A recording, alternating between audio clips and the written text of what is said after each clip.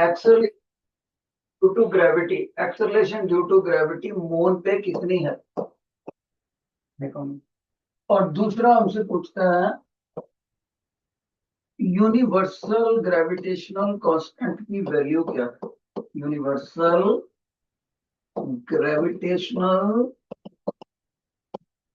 Constant. देखो teacher जानबूझकर इसको टेढ़ा लिख रहा है। इंपॉर्टेंट चीजें यूजुअली टेढ़ा लिखते हैं। किसी भी क्वेश्चन पे हमने लिखना इंपॉर्टेंट ओब्लिकली लिखते हैं यूजुअली।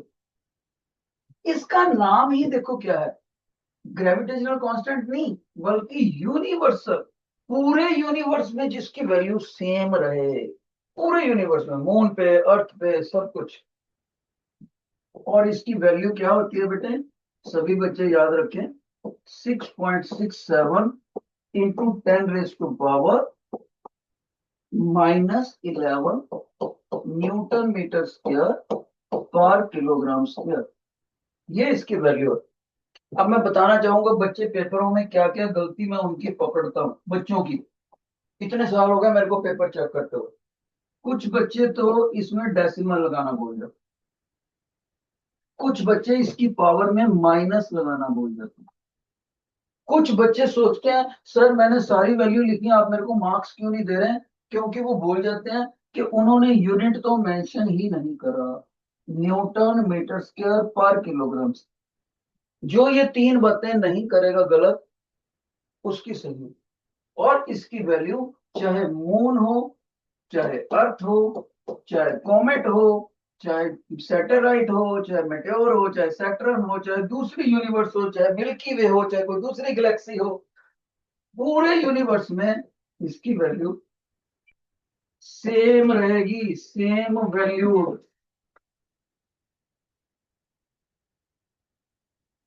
Same value. ओके।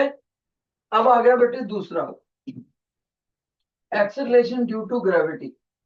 इसके अंदर सुन लो, मून के ऊपर जो ग्रेविटी होती है ना, वो अर्थ की ग्रेविटी का हमेशा 1/6 होती है। तो अर्थ की ग्रेविटी तो आपको पता ही है, 9.8 मीटर पर सेकंड स्क्वायर। यूनिट देख लो ध्यान से, 6 से डिवाइड करोगे तो 1.63 मीटर पर सेकंड स्क्वायर। तो मून के ऊपर आपका आंसर क्या था? मून के ऊपर ग्रेविटी इतनी आएगी यार, और जी की वैल्यू इतनी आएगी। ओके। तो जिन बच्चों को ये दोनों को ये क्वेश्चन समझ आ गया, first please release the thumb sign, please release the thumb sign on screen. Screen के ऊपर अंगूठे का साइन छोड़ो बेटे अगर आपको समझ आ गया।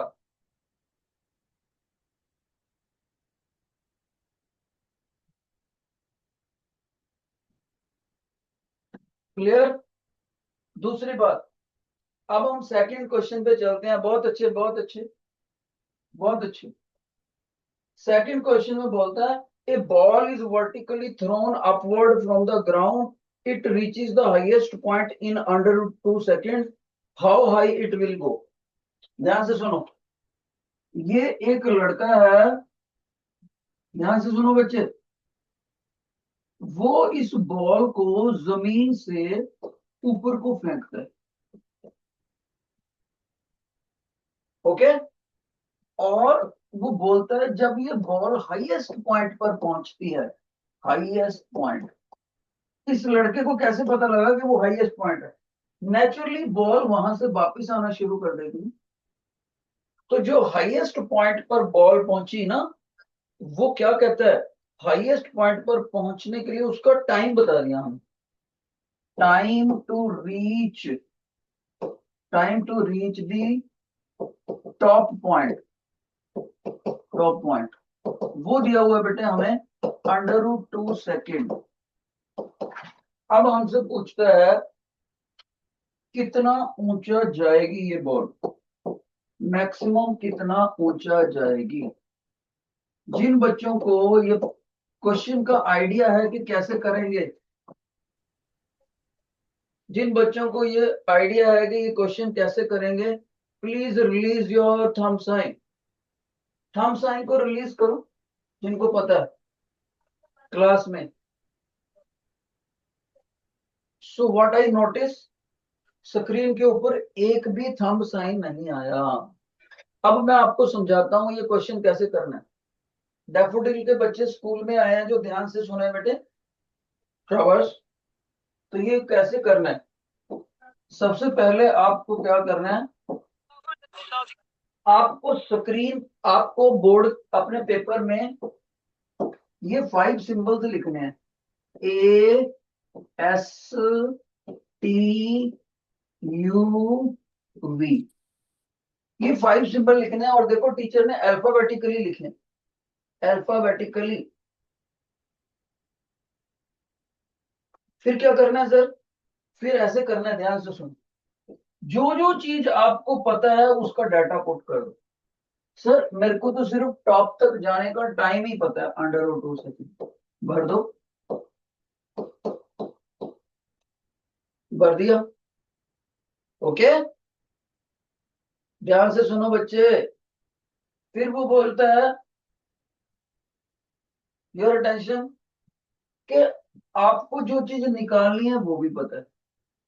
हाइट पूछा है, हाइट की यूनिट मीटर होती है और डिस्प्लेसमेंट की यूनिट मीटर होती है, तो एस को एच के रूप में दे रखे। ओके, अब इन 5 सिंबलों में से 4 सिंबल भरने चाहिए तभी क्वेश्चन होएगा। 5 सिंबल्स में से 4 सिंबल भरने चाहिए तभी क्वेश्चन सॉल्व होगा। तो सर हमें तो दो, एक तो हमें पूछा हुआ है, क्वेश्चन मार्क डाल दिया, एक हमें गिवन है, बाकी दो कैसे भरे। इंटेलिजेंट बच्चा समझ जाएगा कि सर इसमें और भी भर सकते हैं। कैसे, वो बोलेगा सर अगेंस्ट द ग्रेविटी जा रही है ना, तो एक्सेलरेशन ड्यू टू ग्रेविटी ऊपर को जो जाते हैं तो -9.8 लेते हैं मीटर सेकंड स्क्वायर, जब भी ऊपर को जाए। और अगर ऊपर से नीचे को गिराए तो प्लस में लेते हैं। तो सर एक डिजिट और भर गया, आपने बोला था 5 में से 4 भरने चाहिए, अभी तो 2 खाली है। तो टीचर कहेगा ध्यान से सुन बेटे, वो कह रहा है final point, final point highest point, वहां से बॉल वापस आएगी। इसका मतलब है टॉप पर जाते जाते फाइनल पॉइंट पर उसकी वेलोसिटी जो रुकी, जीरो हुई, बॉडी मोमेंटरीली रुकी, फिर वापस आई। इसका मतलब जाने जाने वाले मोशन में फाइनल वेलोसिटी 0 मीटर पर सेकंड। सर समझ आ गया। जब आपने पेपर में सारे क्वेश्चन ऐसे ही करने होते हैं, पेपर में आपने न्यूमेरिकल और मोशन करना हो, एक्सेलरेटेड या डी एक्सेलरेटेड मोशन हो, तो ऐसे ही शुरुआत करनी है। 5 सिंबल लिखे, उनमें से धीरे धीरे डाटा लगाओ, एक के ऊपर क्वेश्चन मार्क आएगा, बाकी 3 सिंबल भर जाएंगे। एक सिंबल जरूर ब्लैंक रहेगा, जिसके आगे ना तो क्वेश्चन मार्क लगा है, ना ब्लैंक, और ना ही उसके ऊपर डाटा लिखा हुआ है, आपने उसको ऑर्फन सिंबल बोलना है, अनाथ सिंबल। मतलब नाइदर गिवन नॉर आस्क्ड, उसको कोई अहमियत ही नहीं दी गई, नो इंपॉर्टेंस इज गिवन। तो सर उससे क्या फायदा होएगा। तो आपका जो क्वेश्चन सॉल्व होएगा ना बेटे, जो क्वेश्चन सॉल्व होएगा वो एक ऐसी इक्वेशन से सॉल्व होएगा, ऐसी इक्वेशन से जिसके अंदर ये सिंबल मिसिंग होगा, वो नहीं होना चाहिए, यू नहीं होना चाहिए। एक बच्चा कहता है सर मेरे को तो ये इक्वेशन आती है, v = u + 80। मैंने कहा ये नहीं करेगी सॉल्व, इसमें तो u आ गया। एक कहता है सर मेरे को ये आती है, ut + ½ 80²। मैंने कहा ये भी सॉल्व नहीं करेगी, इसमें u आ गया। u तो होना नहीं चाहिए, जो ब्लैंक सिंबल है ना वो हमारी इक्वेशन में होना नहीं चाहिए। एक बच्चा कहता है सर मैं बताऊं, मैंने कहा आप बताओ। सर मेरी इक्वेशन ये है, v² - u² = 2s। इससे भी सॉल्व नहीं होगा, u आ गया। तो कई बच्चों को सिर्फ 3 इक्वेशनें ही याद होती हैं, इंटेलिजेंट बच्चे को पांचों इक्वेशनें याद होती हैं। तो एक बच्चा कहेगा सर एक मेरे को आती है एक equation, initial velocity plus final velocity का एवरेज लेकर 2 से डिवाइड करके, मतलब टोटल को टाइम से मल्टीप्लाई कर दो। मैंने कहा ये भी यूज नहीं होगी बेटे, ये भी यूज नहीं होगी, इसमें यू आ गया। फिर एक बच्चा मेरे को बताता है फाइनली सर मेरी इक्वेशन ना ये है, final velocity into time -½AT²। याद रहे ये वाली इक्वेशन इस इक्वेशन से अलग है, इसमें ut + ½ AT² है, इसमें VT minus half VT square. और गौर से देखो इसमें कहीं भी यू नहीं है, ब्लैंक सिंबल हमारी इक्वेशन में मिसिंग होना चाहिए, उसी से न्यूमेरिकल सॉल्व होगा।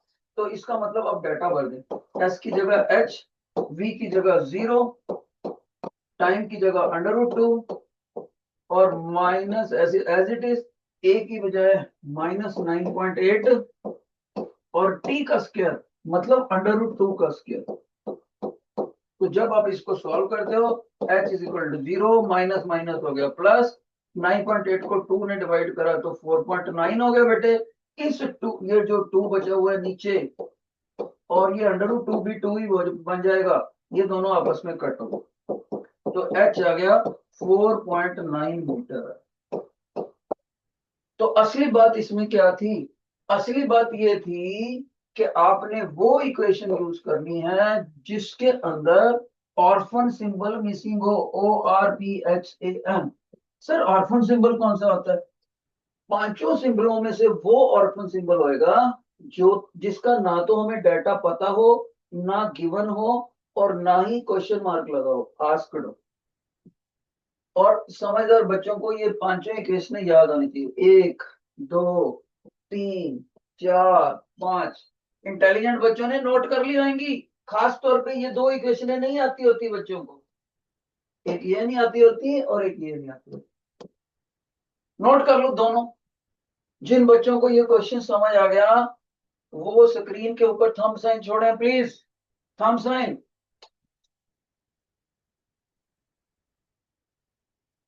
देखता हूं किसके सबसे ज्यादा थंब आते हैं। वही जसवीन का एक ही आया, हर्ष का एक, ओए ये किसके आए थे इतने सारे? Arnav, Harsimrat, nice, Mac. Okay बेटे, आगे बढ़ते हैं। क्वेश्चन नंबर 3 में, a body weight is 1.6 newton on the moon surface, how much will be on the earth? ध्यान से सुनो, ये लड़का मून के ऊपर खड़ा हुआ है। वो कहता है जो मेरे हाथ में पकड़ी हुई चीज है ना, हमने कहा हाँ जी, कहता है उसका जो वेट है ना, वेट, हमने कहा सर कितना है? वो है 1.67 न्यूटन। हमने कहा सर ओके, 1.67 न्यूटन है आपका, ओके जी ठीक है। कहता है इसी चीज को आप अपनी जमीन पे ले जाओ, अर्थ पे। तो हम अर्थ पे लेकर आ गए। कहता है अब आप मेरे को जो आपके हाथ में पकड़ी हुई सेम चीज है, सेम बॉडी, उसका वेट, उसका वेट ऑन अर्थ कितना होगा? वेट ऑन अर्थ कितना होगा ये पूछो। ऊपर वाला वेट कहां पर है? मून पर, बॉडी सेम है। तो इस क्वेश्चन को कैसे करते हैं? कब है? बहुत सारे सुख। देखो बेटे, हम एक फार्मूला लगाएंगे। कौन सा? वेट का। सर वेट का फार्मूला क्या होता है? बेटे वेट का फार्मूला होता है मास इनटू ग्रेविटी। सर इसका मतलब है, अगर मैंने अर्थ के ऊपर वेट लगाना हो या मून, पहले मून पे बताओ सर कैसे लिखूंगा। तो मैंने कहा बेटे WT वेट कर देते हैं, वेट उसके पैर में हम मून लिखते हैं, वो हो गया mass into acceleration due to gravity on moon. ठीक है सर, समझ आ गया। ये स्टैंडर्ड फार्मूला यूज करा है। लेकिन सर अर्थ पे कैसे करेंगे? अर्थ के ऊपर लिखेंगे weight of earth, subscript wait of the body on earth, mass m, gravity on earth. Sir आपने मास सेम ले लिया? यस, मास कभी चेंज नहीं होता किसी भी प्लेनेट से लेकर, वेट चेंज होता है, वेट। इसलिए मैंने उस सेम बॉडी का मास सेम रखा। दूसरा बच्चा, सर अगर मून पे भी वही मास है, अर्थ पे भी वही मास है, तब तो हम इनको इक्वेट कर सकते हैं। मैंने कहा यस, क्यों नहीं कर सकते? तो मून के ऊपर सर मास ऐसे आ जाएगा, weight on moon divided by gravity on moon. मैंने कहा बिल्कुल सही। सर इधर भी आ जाएगा, weight on earth divided by gravity on earth, ये भी तो एम ही आ जाएगा सर। बिल्कुल। मैंने कहा क्योंकि ये दोनों सेम है तो इनको इक्वल रख दो। समझ आ गया सर, इक्वल रख देंगे।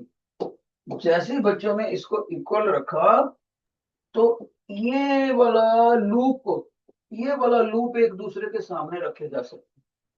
तो मैं सामने रखने के साथ साथ इनका डाटा पुट करता हूँ। देखो कैसे करने लगा हूँ डाटा।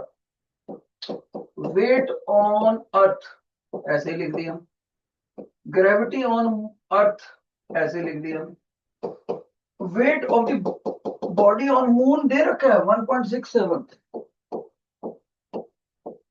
और ग्रेविटी ऑन मून सभी बच्चों को पता है, ग्रेविटी ऑन मून जो है वो अर्थ की ग्रेविटी का 1/6 होती है। तो उस बच्चे ने ग्रेविटी ऑन अर्थ लिखा, डिवाइडेड बाय 6 कर दी। अब टीचर कहता है बेटे अब आगे क्या करोगे। सर मैं समझ गया, ये डिवाइड अपॉन डिवाइड है ना तो 6 ऊपर चला जाएगा। मैंने कहा बहुत अच्छे, 1.67 into 6 divided by gravity on earth is equal to weight on earth divided by gravity on earth. तो बच्चा बोलेगा सर न्यूमरेटर तो सेम आ गया, आप इसको कट कर दो। यस, कट कर सकते हैं। तो दूसरे शब्दों में एक बच्चा बोलता है सर इनको मल्टीप्लाई कर दो, आंसर आ गया। बिल्कुल सही। तो वेट और अर्थ आ गया, आप इनकी मल्टीप्लाई भली भांति कर सकते हो। कितना आ गया,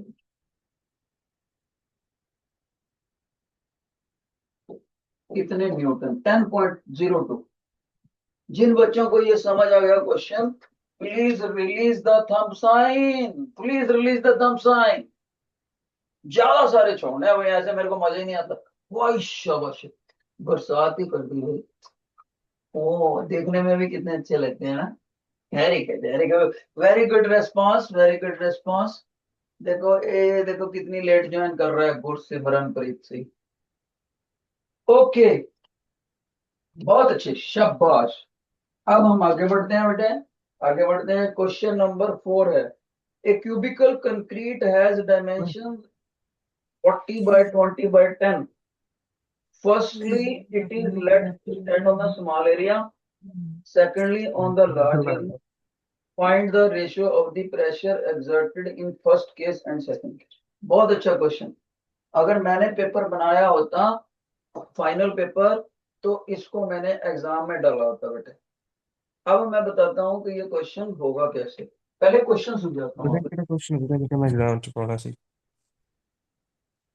नामदेव बेटे, अगर कुछ मेरे को कहना चाहते हैं तो फिर अच्छे से बताओ कुछ।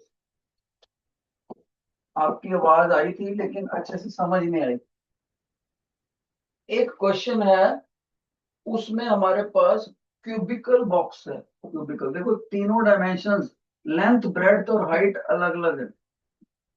ये ऐसे मान लेते हैं, देखो इसका लेंथ जो है और ब्रेड्थ जो है और जो हाइट है वो है बेटे, उसने दिए हुए हैं 40 20 10 सेंटीमीटर मीटर, सॉरी 40 20 और 10 मीटर है। अब कहता है इस ब्लॉक को ना मैं घुमा घुमा के रखता हूँ, किस केस में प्रेशर ज्यादा पड़ेगा। तो हम देखते हैं भाई, तुमने खड़ा कैसे करा। कहता है एक बार तो मैंने खड़ा करा इसको स्मॉलेस्ट बेस पर, एक बार लार्जेस्ट बेस पर। कहता प्रेशर एक्सर्टेड बाय स्मॉल, जब छोटे से सरफेस के ऊपर खड़ा करा तीनों सरफेसेस में से स्मॉलेस्ट फेस पे और लार्जेस्ट फेस पे जो प्रेशर होएगा ना उसकी रेशियो बताओ। ओके, तो हम क्या करते हैं बेटे, सबसे पहले तो हम इसके तीनों एरियाज कैलकुलेट करते हैं। एक एरिया बनेगा लेंथ इंटू ब्रेड्थ का, वो कितना बनेगा 40 और 20 को मल्टीप्लाई कर दो 800 मीटर स्क्वायर। एक एरिया बनेगा ब्रेड्थ और हाइट का, वो कितना बनेगा 20 और 10 को मल्टीप्लाई कर दो 200 मीटर स्क्वायर। एक बनेगा हमारे पास लेंथ और हाइट का, तो उसमें 40 और 10 को मल्टीप्लाई करना पड़ेगा, 400 मीटर्स। तो येलो वाला तो छोड़ ही दें, क्योंकि ना तो वो लार्जेस्ट है ना ही स्मॉलेस्ट है, ना ही वो लार्जेस्ट है ना ही वो स्मॉलेस्ट है। ये हो गया लार्जेस्ट एरिया, और ये बन गया 200 वाला स्मॉलेस्ट। ओके, तो इसका मतलब है, टीचर ध्यान से सुनो, अब जब इस क्वेश्चन को टीचर सॉल्व करेगा, तब उसको अपने टीचर का बताया हुआ बच्चा सॉल्व करेगा कि टीचर ने सिखाया था pressure is equal to force upon area. अब वो हैरान हो जाएगा, भाई इसमें तो फोर्स दिया ही नहीं मेरे क्वेश्चन में। तो फोर्स का मतलब है यहाँ पर ब्लॉक का वेट, वेट की यूनिट भी न्यूटन होती है, फोर्स की यूनिट भी न्यूटन होती है। तो weight is serving as a force here. तो बच्चा बोलेगा सर इसका मतलब मैं यहाँ पर ऐसे लिख दूं, wait of the block divided by, ये वाला फार्मूला लगाना हो तो, एरिया स्मॉलेस्ट, स्मॉलेस्ट एरिया को हम ए स्मॉलेस्ट कह देते हैं, और यहां डिवाइड करेंगे weight of the block, same आ गया ब्लॉक का वेट। तो किसी भी पोज में खड़ा करते रखो, ऐसे खड़ा कर दो ऐसे कर दो, वेट तो वही रहेगा। और एरिया लार्जेस्ट को एल को लिखिए। अब जिन बच्चों का मैथ अच्छा है उनको अच्छे से पता है कि divide upon divide upon divide आ जाए तो सबसे नीचे वाली टर्म सबसे ऊपर चले जाती होती है, और ये बीच वाली नीचे आ जाती होती है। तो बच्चा बोलेगा सर ये हो गया weight into area largest divided by weight into area smallest. फिर से सुनो, अगर डिवाइड अपॉन डिवाइड हो, ध्यान से सुनना फिर, तो जो सबसे ऊपर के ऊपर लिखा हुआ है और सबसे नीचे लिखा हुआ है, ये दोनों इकट्ठे होकर यहाँ पहुंच जाते हैं। और जिनके ऊपर टीचर पिंक कलर का निशान लगा रहा है, पिंक कलर का, ये दोनों नीचे आ जाते हो। ये आपको पता होना चाहिए, बहुत से बच्चे ये गलती करते हैं। अब देखो वेट से वेट कट गया, यस, तो अगला आंसर क्या बन गया, सर ये तो सारा बन गया हमारा area larger upon area smaller. तो क्या एरिया लार्जर और एरिया स्मॉलर की वैल्यू हमें पता नहीं, सर पता है 800 और 200, बस भर दोगे। 8/200 कितना आ गया 4। और ये सारा किसके बराबर चल रहा था, ये देखो ये चल रहा था pressure on smallest face, pressure on largest. तो ये 4 आ गए। तो जब इस ब्लॉक को स्मॉलेस्ट फेस पे रखेंगे, इसको क्रॉस पोजीशन करके उधर ले जाओ, और लार्जेस्ट फेस पे रखेंगे, तो स्मॉलेस्ट फेस वाला प्रेशर लार्जेस्ट फेस वाले प्रेशर का 4 गुना ज्यादा, 4 टाइम्स मोर। जिन बच्चों को ये समझ आ गया वो सबसे ज्यादा थंब साइन छोड़ेंगे, सबसे ज्यादा। खुश होश कौन सा बच्चा था ये तो कमाल ही कर दिया। ओ बॉय गॉड, युवराज ने तो कमाल ही कर दिया। Very nice very nice. महक महक महक हमेशा एक ही छोड़ती है, तो परमिंदर ने बहुत छोड़े। वेरी नाइस वेरी नाइस, बहुत अच्छे से समझा मेरे बच्चों ने। देखो मैंने एक ही क्वेश्चन लिखा है पूरे बोर्ड के ऊपर, ताकि मेरे बच्चों को खुला खुला क्लियरली दिखाई दे। Okay, let's move to the fifth question. If the specific gravity is 10.8, how much is the density. ध्यान से सुन लो, स्पेसिफिक ग्रेविटी दे रखी है, एक बार फिर से इसको ठीक करते हैं। सुनो बेटे, मैं जब भी सॉल्व करता हूं ना क्वेश्चन, इधर से इधर आता हूं, इधर से इधर, 90% टीचर आपको इधर से इधर जाते दिखेंगे। तो वो टीचर की बैग के पीछे ही छुप जाता है जब वो यहाँ, मैं इधर से इधर आता हूँ ताकि ये भी दिखे ये भी दिखे ये भी। गट इट बेटे। सो स्पेसिफिक ग्रेविटी दे रखी है हमें किसी बॉडी की, स्पेसिफिक ग्रेविटी 10.8, ये यूनिटलेस होती है, और इसका एब्रीविएशन एस जी पॉपुलर है पूरे वर्ल्ड में। S G stands for specific gravity. और एक चीज और बताना चाहूंगा, इसका एक नाम और भी होता है R D, relative density. Relative density, ये दोनों एक ही बात है। और याद रहे यूनिट लेस होते हैं, इसका कोई भी यूनिट नहीं होता, क्योंकि ये दो चीजों की रेशो होती है, और जिन दो चीजों की रेशो होती है उनकी यूनिट सेम होती है, तो वो यूनिट से यूनिट कट जाती है। रेशो का मतलब डिवाइड करना। अब वो कहता है किसी बॉडी की स्पेसिफिक ग्रेविटी इतनी है तो उसकी डेंसिटी बताओ। ओके, डेंसिटी बतानी है। ओके, तो हम अपने मन में सोच लेते हैं कि जी ये ना किसी ईंट की बात कर रहे हैं, हम अपने ऐसे मन में सोच लेते हैं,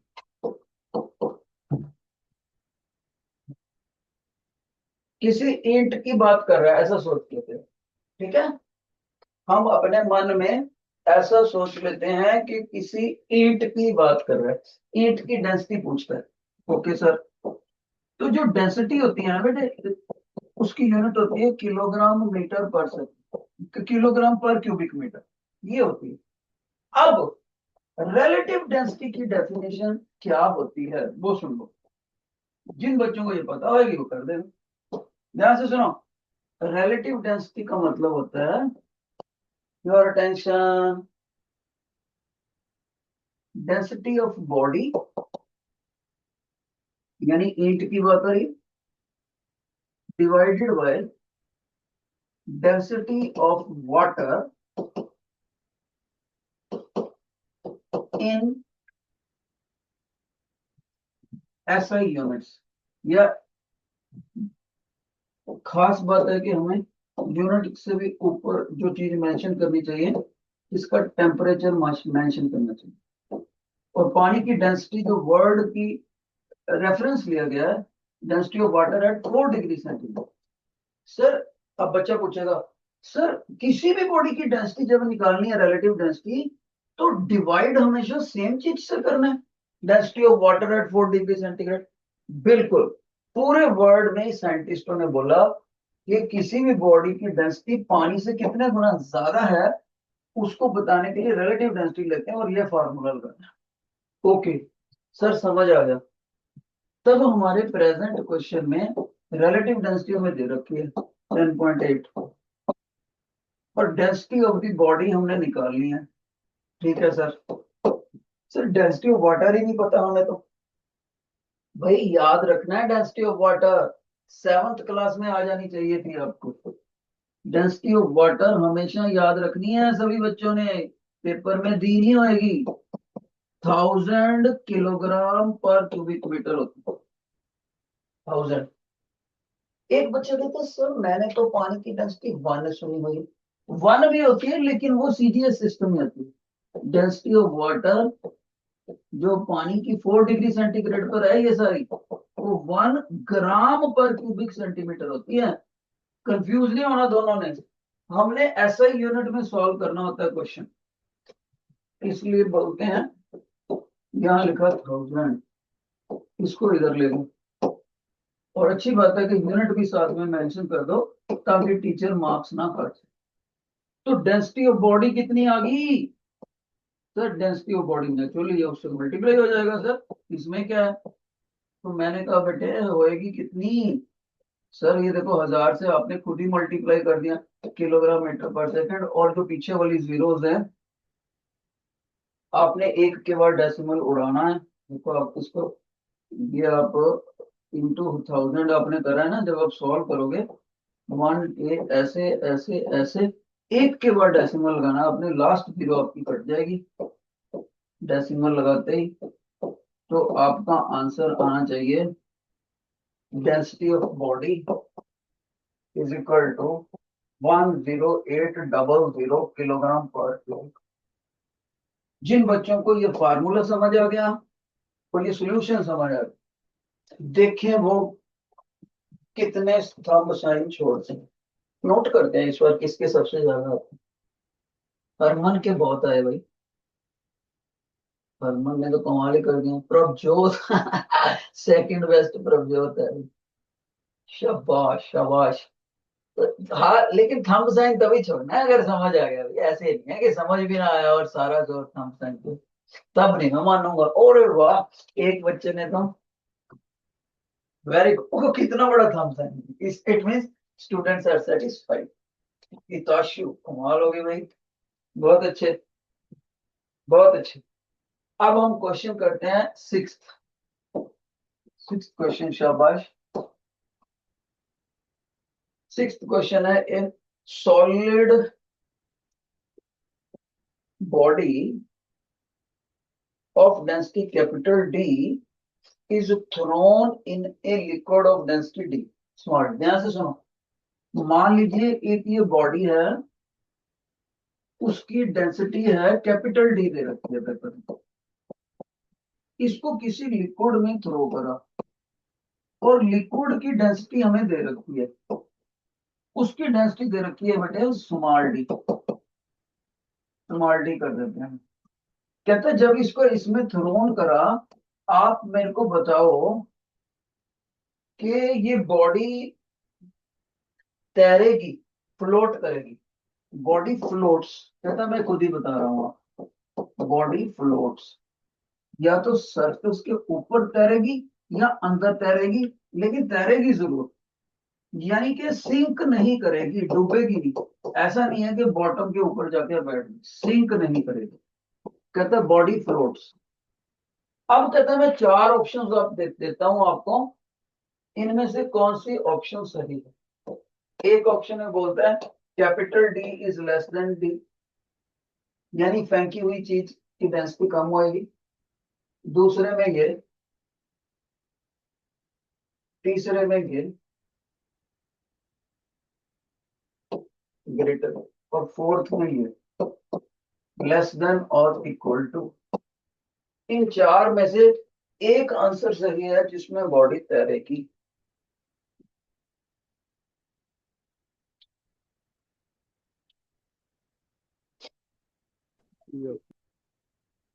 तो याद रखना बेटे, अगर पानी में बर्फ फेंक दें, डेंसिटी लगभग बराबर, पानी में बर्फ फेंकते वो भी तैरती है, यस। और पानी में थर्मोकोल फेंक दें, थर्मोकोल की डेंसिटी पानी से कम होती है, वो भी, वो फिर थर्मोकोल भी तैरता है। तो इसमें ये ऑप्शन सही है, फेंकी हुई चीज की बॉडी कम हो डेंसिटी, और लिक्विड की डेंसिटी ज्यादा हो, तब बॉडी तैरती है। अब ध्यान, सर बच्चा कहता है सर मेरे को पता कैसे लगे कि डेंसिटी किसकी ज्यादा है किसकी कम। लो अभी तरीका बताता हूँ। मान लीजिए आपके पास चार ब्लॉक हैं, बिल्कुल बराबर के साइज के चार ब्लॉक, एक दो तीन चार, लेकिन एक बना हुआ है थर्मोकोल का, दूसरा लकड़ी का, तीसरा बर्फ का, चौथा लोहे का। बराबर के साइज के क्यूब बने हुए हैं, क्यूब, ब्लॉक्स। अब मैंने थर्मोकोल को आपके शरीर पे मारा, आपने उसकी चोट नोच कर ली, इतनी क्या, मैंने उतने ही एफर्ट से लकड़ी का टुकड़ा फेंका, मैंने उतनी एफर्ट से बर्फ का टुकड़ा फेंका, फिर लोहे का फेंका। जिस टुकड़े की चोट आपकी बॉडी पे सबसे ज्यादा लगेगी उसकी डेंसिटी मैक्सिमम है, जिसकी सबसे कम लगेगी उसकी डेंसिटी मिनिमम है।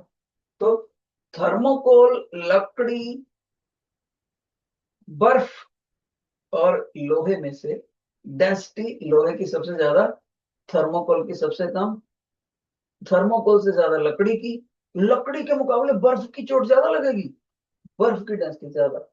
इसीलिए जब पानी में हम थर्मोकोल फेंकते हैं या लकड़ी फेंकते हैं, जिनकी डेंसिटी कम होगी वो तैरेगी, लोहा फेंक देंगे ना इसके अंदर डूब जाएगा। तो याद रखना, ध्यान से सुना, अगर किसी बॉडी की डेंसिटी लिक्विड की डेंसिटी से ज्यादा हो तभी वो डूबती है, देन डिप्स, सिंक कह दो, डिप कह दो। अगर ये कंडीशन ना पूरी हो तो वो तैरती रहेगी। अब हमारे क्वेश्चन में वो कहता है तैरती रहेगी, इसका मतलब है डी ऑप्शन में आ गया। कोई बच्चे गलती से इसको ठीक कर देते हैं, ए को, वो भूल जाते हैं कि इक्वल वाला भी तो तैरता ही है। बर्फ जो है पानी से बनी हुई है, बर्फ को पानी में फेंक दो, बर्फ भी तो तैरती है। शाबाश, जिन बच्चों को ये समझ आ गया Please release the maximum thumb sign. Wow wow wow wow wow. देखते हैं गर्ल्स ज्यादा छोड़ती हैं कि boys. Very nice good competition. शाबाश है, बरसात ही कर दी। Very nice. ओके बेटे, तो इस तरह से मैंने बहुत अच्छे ऑब्जेक्टिव क्वेश्चन आपको करवाए। अब थोड़े से सब्जेक्टिव क्वेश्चन करो। Thank you thank you.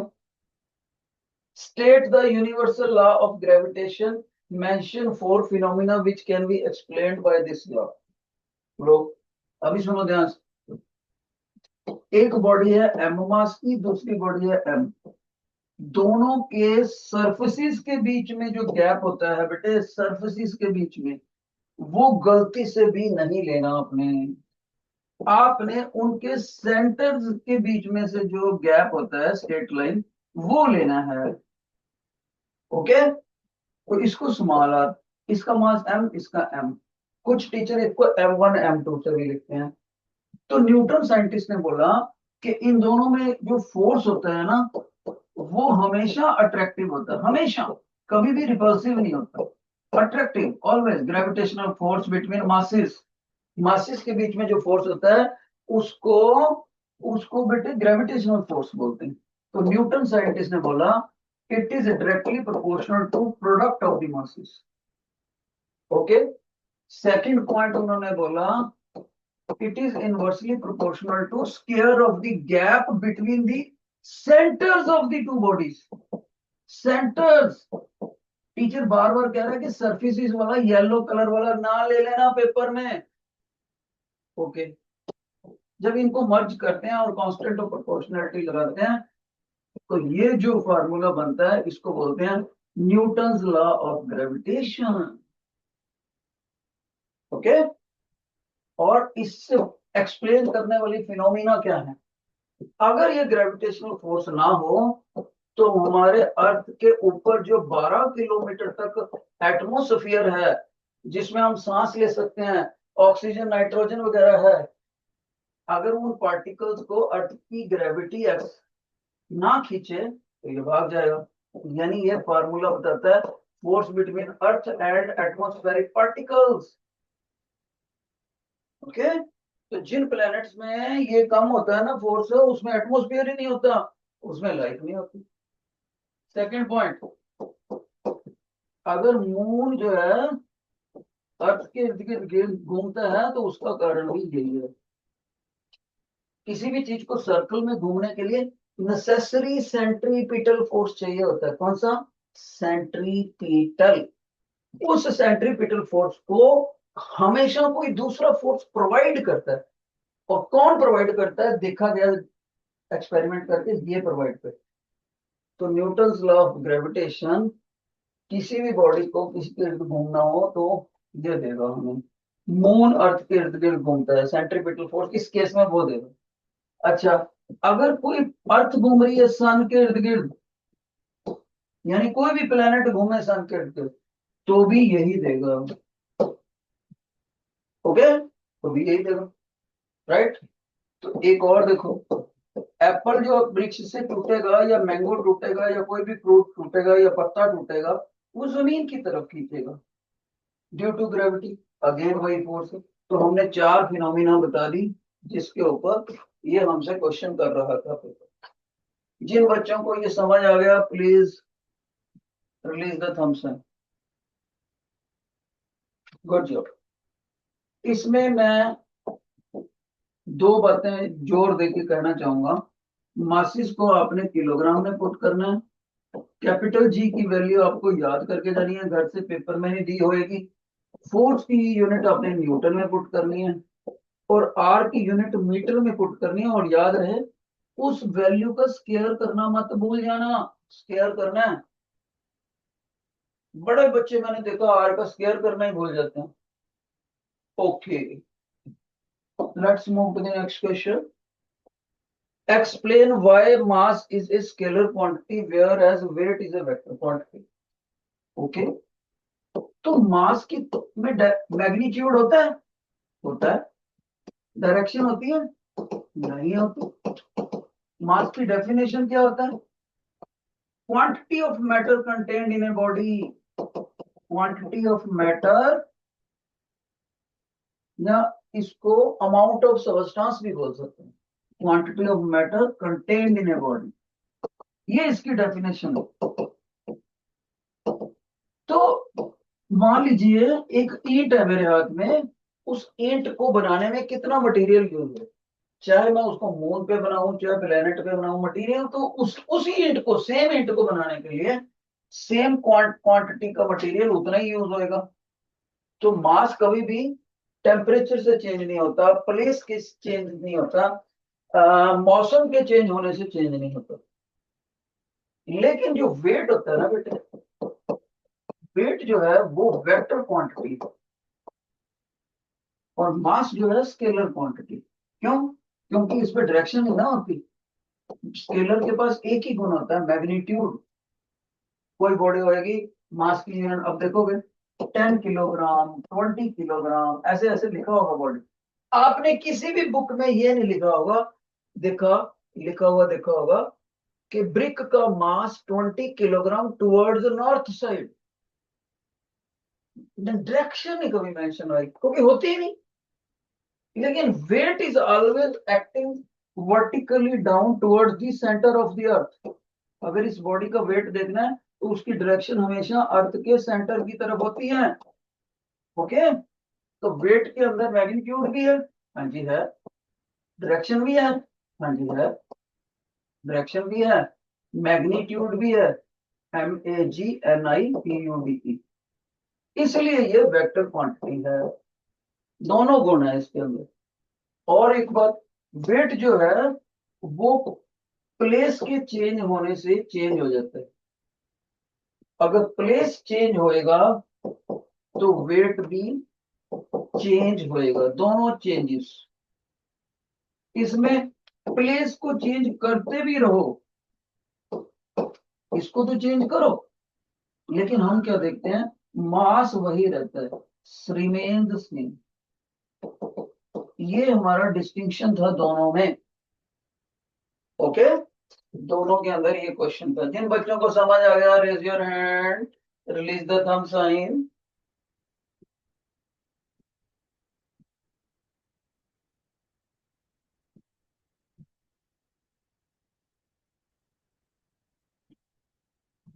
Wait की यूनिट न्यूटन होती है यार। ये क्वेश्चन मैं पेपर में ऐसे भी डाल सकता हूँ 3 मार्क्स का। Write down 6 differences between weight and mass, ऐसे बोल दूंगा 6 डिफरेंसेस। एक में डेफिनेशन लिख दूंगा, दूसरे में बता दूंगा कि जी उसकी यूनिट न्यूटन है, उसकी किलोग्राम है, तीसरे में बता दूंगा मास कभी भी टेम्परेचर से चेंज नहीं होता, वेट का मास प्लेस से चेंज नहीं होता, वेट हो जाता है। ऐसे ऐसे हम कुछ बोल। ओके, ये सारा टेबुलेटेड फॉर्म में आपने लिखा है।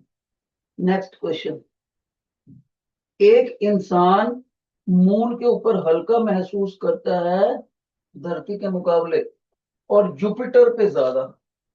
कह रहा है जिस लड़के का भार मान लीजिए 100 न्यूटन हो, वो मून पे जाके हल्का महसूस करता है और जुपिटर पे भारी करता है। सिंपल भाई, मून की ग्रेविटी अर्थ की ग्रेविटी से कम है, तो जुपिटर की ग्रेविटी अर्थ की ग्रेविटी से ज्यादा है। सर फिर क्या हुआ? भाई वेट की डेफिनेशन ही ये होती है। कौन सी sir? Mass into gravity. Mass सारी जगह पर सेम रहता है, तो जहां पर ग्रेविटी ज्यादा या कम होएगी वहां पर वेट भी ज्यादा या कम होएगा। So simple. तो इसलिए बंदा जो 100 किलो का है वो मून के ऊपर जाकर कितना हो जाएगा बेटे? 1/6। 1/6। 100 को लगभग 100 से आप डिवाइड करोगे 12 के आसपास ना, कहते हैं अपना 100। इस चीज को 6 से, ये देखो ऐसे मतलब से लिखा है। मून पे बात करूं तो 100 न्यूटन की बॉडी है ना जो अर्थ के ऊपर, उसका वेट मून पे कितना हो जाएगा? इतना।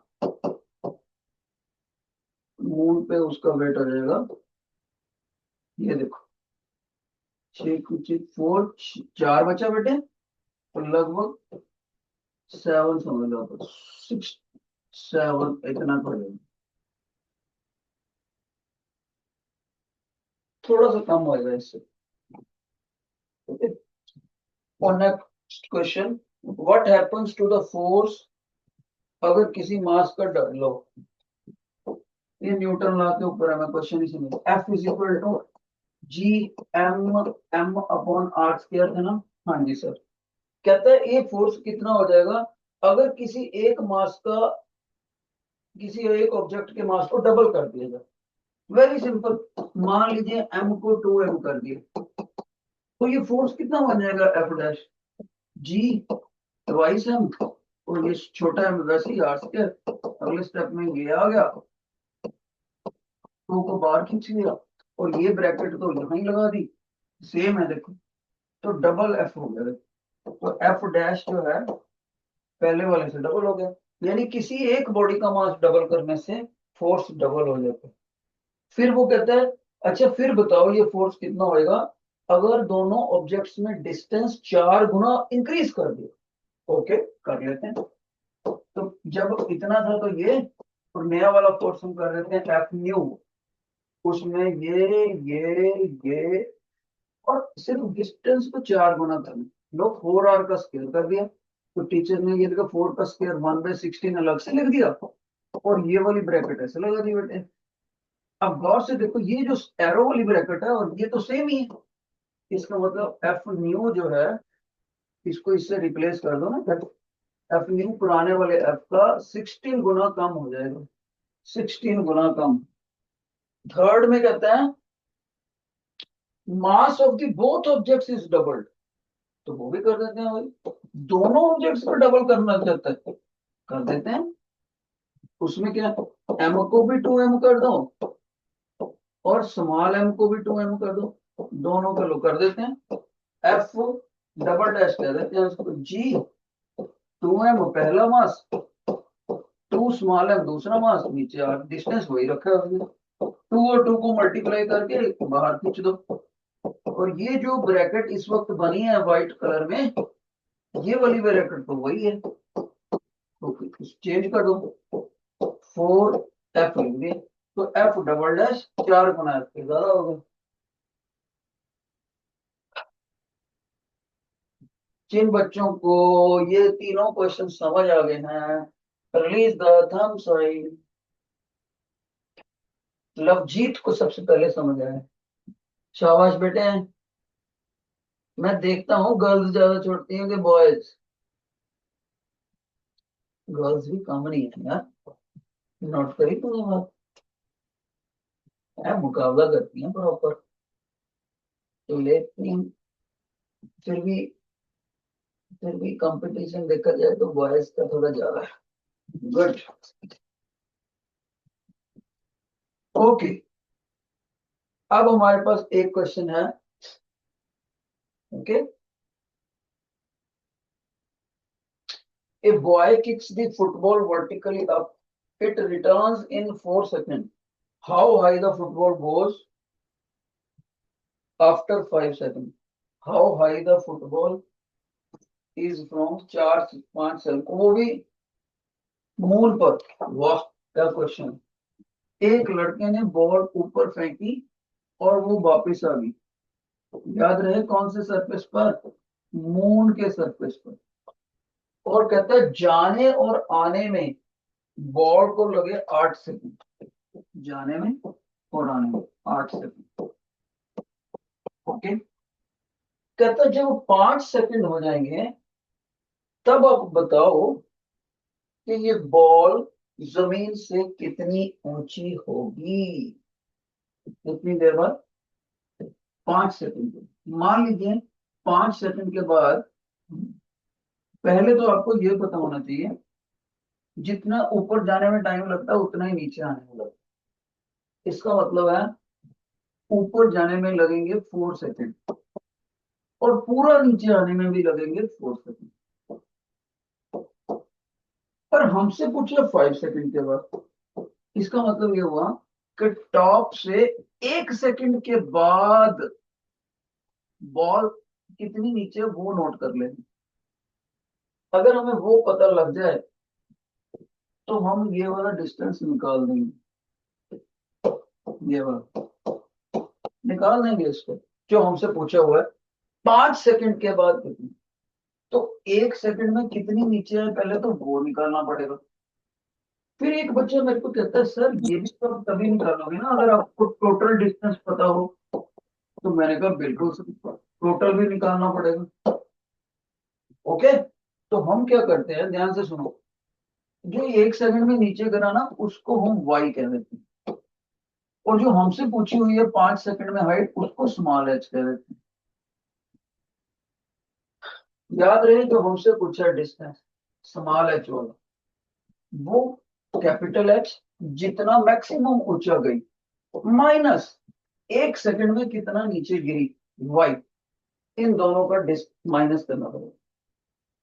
अब इसको कैसे निकालें, लो अभी निकालते हैं। पहले कैपिटल एच की वैल्यू करते हैं। ध्यान से सुनो बेटे, कैपिटल एच को निकालने लगे हैं टीचर। कैपिटल एच का हेडिंग, बच्चा कहेगा सर आपने हमें ना ये सिखाया था, पांचों सिंबल लिख लो, उसके बाद आप इनका डाटा रख दो। मैंने कहा रखो बेटे।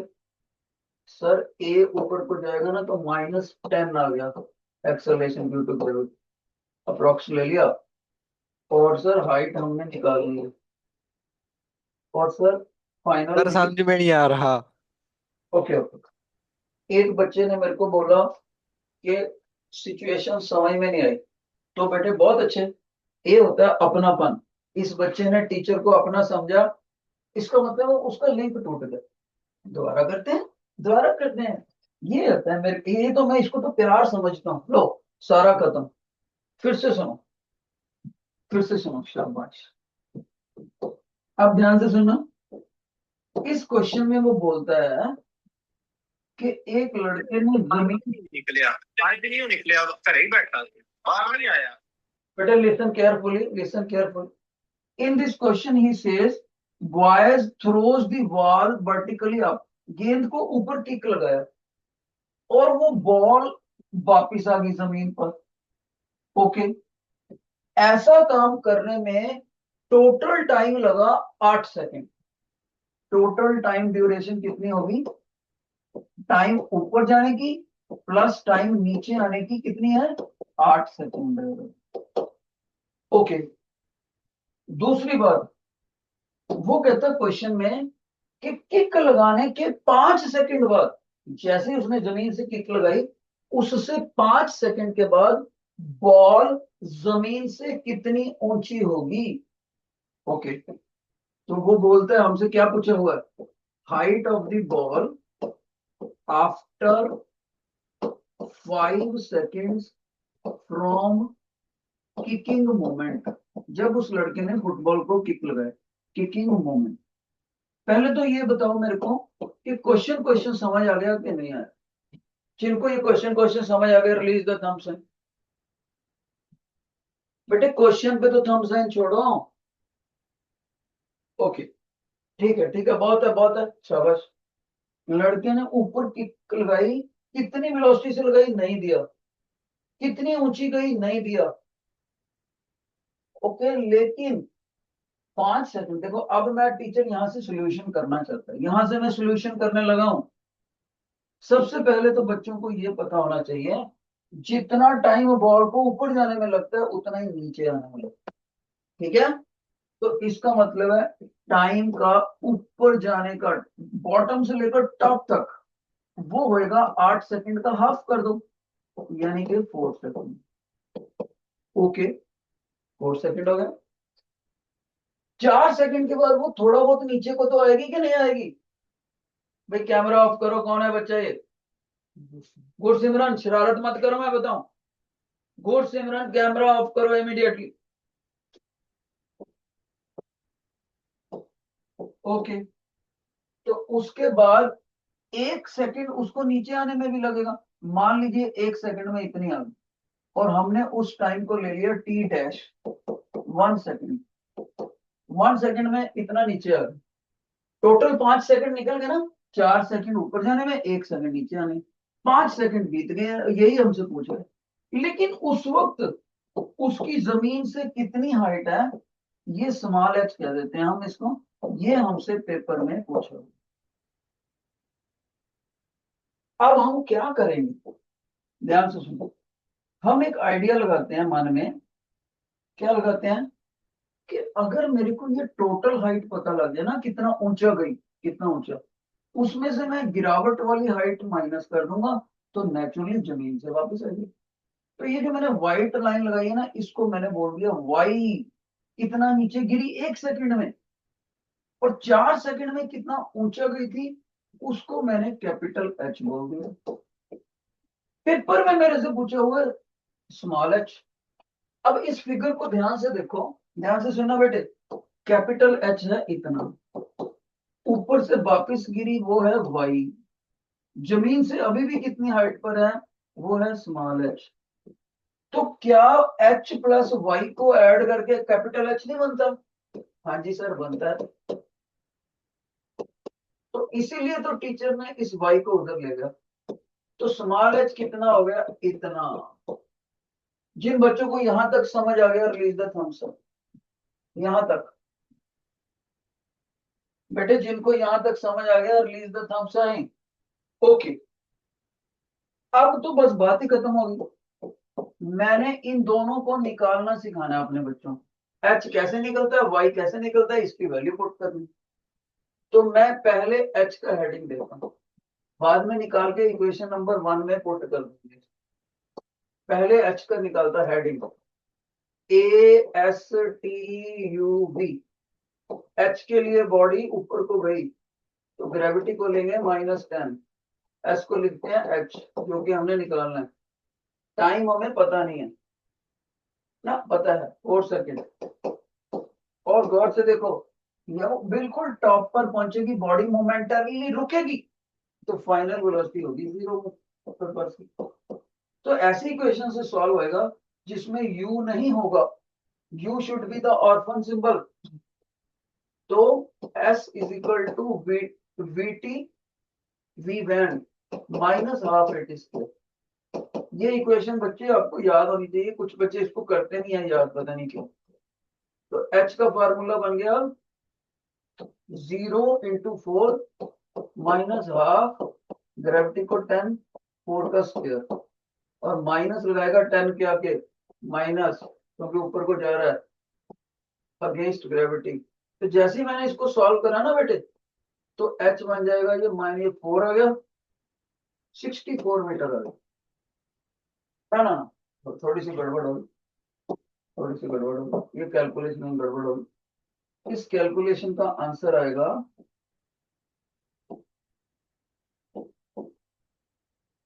80 मीटर बेटे। अब देख लो करके, मन में 80 मीटर ही आएगा, 5 से ये कट गया, और 16 × 5 80 मीटर। ओके, तो इसको तो एच को तो रख देंगे। अब आगे प्रॉब्लम वाई की, वाई को निकालते हैं। उसके लिए टीचर ने कलर चेंज कर दिया, फिर से 5 सिंबल, ASTUV। अब मैं किसी बच्चे को पूछूं नीचे गिरने में कितना सेकंड वाई के लिए, सर 1 ही सेकंड। ग्रेविटी कितनी लोगे बेटा नीचे को गिरने में, सर नीचे गिर रही है ना, इस बार +10 लेना पड़ेगा आपको। ओके, एस को वाई के रूप में हमने पूछा हुआ है। फिर मैं उससे पूछा, जब ये बॉडी यहाँ ऊपर से नीचे को गिरी थी, तो स्टार्टिंग वेलोसिटी क्या थी? बच्चा बोलेगा स्टार्टिंग वेलोसिटी ऊपर से नीचे गिरी, तो क्योंकि वो ऊपर जाके मोमेंटली रुकती है, फिर नीचे को आती है, तो नीचे आने के लिए स्टार्टिंग वेलोसिटी 0 ही हुई, u0। अब इसमें वो इक्वेशन यूज करेंगे जिसमें v ना हो, ऑर्फन सिंबल v। एक बच्चा कहता है सर समझ आ गया मेरे को। कौन सा समझ आ गया भाई? सर वो इक्वेशन होती है s is equal to u t plus half. देखो इसमें कहीं भी v नहीं है, डाटा रखो, s की जगह y, u की जगह 0, टाइम की जगह 1, प्लस हाफ, a की जगह 10, और टाइम की जगह 1 का स्क्वायर। तो y की वैल्यू बन गई 5 मीटर। लो वाई भी आ गया, एच भी आ गया, तो स्मॉल एच हम निकाल ही लेंगे। स्मॉल एच कितना आ जाएगा बेटे? बच्चा कहेगा sir very simple, small H में कैपिटल एच में से वाई माइनस कर दो, यानी 80 में से 5 माइनस कर दो सर 75 मीटर। बहुत अच्छा क्वेश्चन, 5 मार्क्स का डालूंगा, कभी भी डालूंगा। जिन बच्चों को ये समझ आ गया, please please release the thumb sign, release the thumb sign. Okay okay, very good very good very good very good very good. Okay, ये बहुत अच्छा क्वेश्चन था। अब बेटे इस असाइनमेंट में ना एक क्वेश्चन है, वो आप खुद से करना। असाइनमेंट आपको स्कूल वाले भेज देंगे, सिर्फ एक ही क्वेश्चन बचा है, टाइम ओवर हो गया, मेरे को अगला लेक्चर भी लेना है, तो आप वो खुद करना, सिर्फ एक क्वेश्चन। देखो सारी असाइनमेंट करा दी बेटे आप। जिन बच्चों को आज का लेक्चर अच्छा लगा, ज्यादा सारे थंब साइन करके मेरा हौसला बढ़ा दो। शाबाश, बहुत अच्छी, बहुत। Thank you.